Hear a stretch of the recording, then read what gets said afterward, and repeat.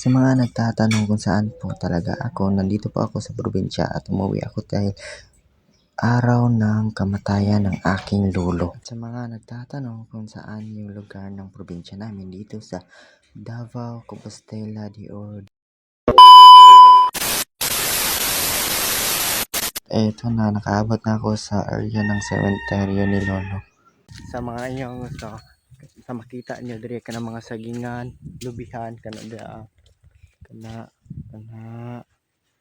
makita nyo ng yutaa, nyanakdak abot dito sa unahan dito.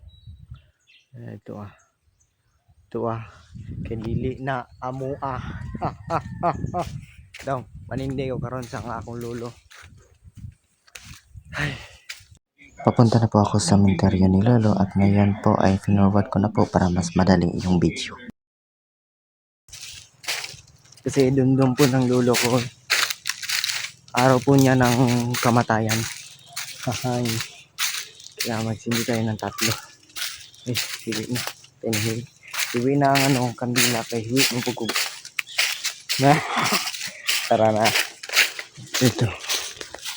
Hello. Asag buta diri. Uy. Tara ka na di amon na.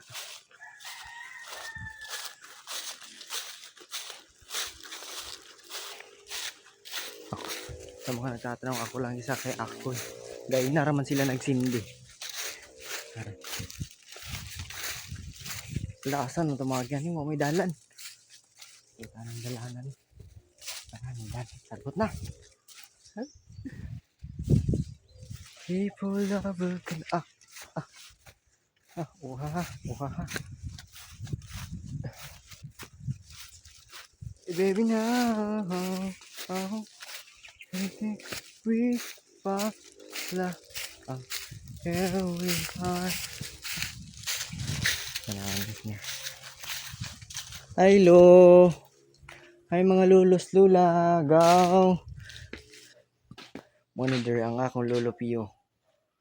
Kaliwatan ako. Tapos mo ni mga igsuon niya, asawa. Hindi rin. Wala may silig rin. Para malimpyuan, walang silig. Walang silig. Ano si lolo? Lolo po pa. Igsuon niya. Naman niya akong igagaw. Natawo siya diri is August 15, 2016. Tapos namatay siya August 18, 2016.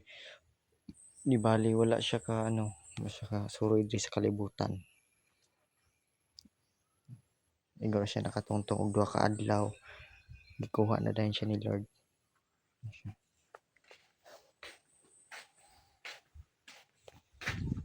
Karon na ako diri magsindi. Dito binilisan ko na lang po.